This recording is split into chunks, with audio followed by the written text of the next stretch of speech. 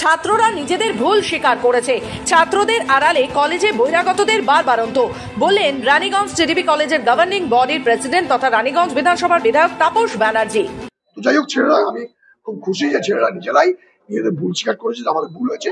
প্রফেসরও বলেছে স্যার আমি out of emotion করে ফেলেছি। 17ই মে রানীগঞ্জ টিডিবি কলেজে ছাত্র শিক্ষকদের বাকবিতণ্ডায় উত্তপ্ত হয়ে উঠেছিল গোটা কলেজ চত্বর। ওই দিন বিক্ষোভে ফেটে পড়েন কলেজ পড়ুয়ারা। তাদের অভিযোগ, এক কলেজ ছাত্রের গায়ে হাতও দেওয়া হয়।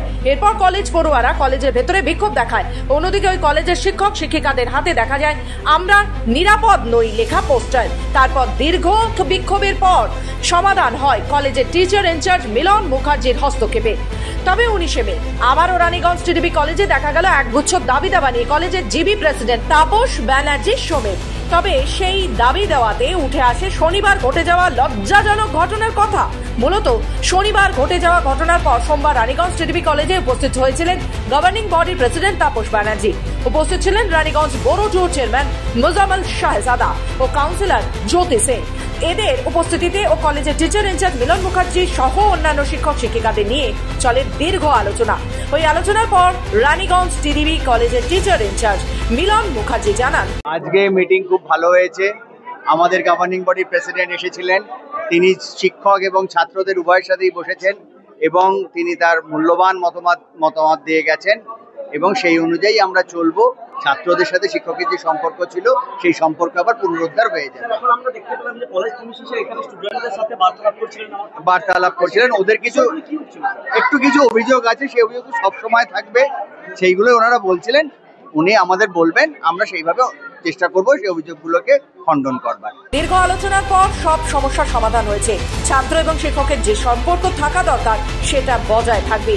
তবে রানীগঞ্জ টিডিবি কলেজে গভর্নিং বোর্ডের প্রেসিডেন্ট তাপস ব্যানার্জি জানান, সব সমস্যার সমাধান হয়েছে, কলেজেরই মতো চলবে।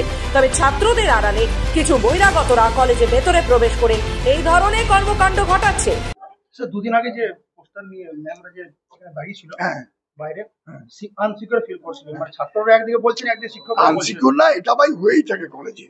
ইউনিভার্সিটির মতো প্রফেসরদের 24 ঘন্টা 48 ঘন্টা ঘেরাও করতে হয়।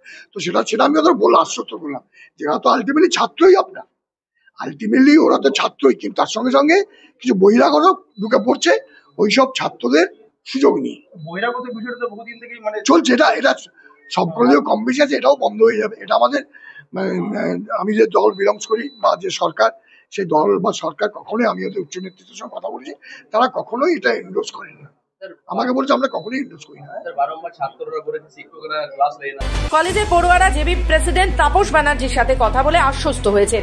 কলেজের অভ্যন্তরে যে ধরনের ঘটনা ঘটেছে প্রায় প্রত্যেকটি বিষয়কে খতিয়ে দেখার আশ্বাস দিয়েছে রানীগঞ্জ টিডিবি কলেজের জেবি প্রেসিডেন্ট তাপস ব্যানার্জি। এটা আমাদের কাছে খুব সুন্দর একটা সিদ্ধান্ত। যে অভিযোগগুলো ছিল সেই অভিযোগগুলো মোটামুটি ভাবে 50% মতো মিটেছে। উনি আমাকে বলেছেন, আশ্বাস করেছেন যে উনি আবার একদিন এসে পরে আমাদের সঙ্গে আলোচনা করবেন। আমি চাই যে কলেজের প্রফেসর এবং স্টুডেন্টের যে সম্পর্ক সেটা কোনোদিন ভাঙন না। যদি ভাঙন ধরে সেটা কলেজের জন্য খুবই ক্ষতিকারক।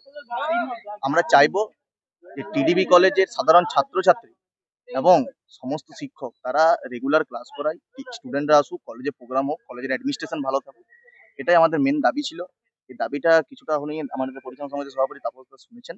পরবর্তীকালে আমরা দেখবো তারা যে দাবিগুলো আমরা দেবো পূরণ হয়ে গেলে আমরা আবার নিজের মতো সচল হতে পারবো। রানীগঞ্জ থেকে কৃত্তিবাস রুই দাসের সাথে স্নিগ্ধা রায়ের রিপোর্ট, খবর বাংলা।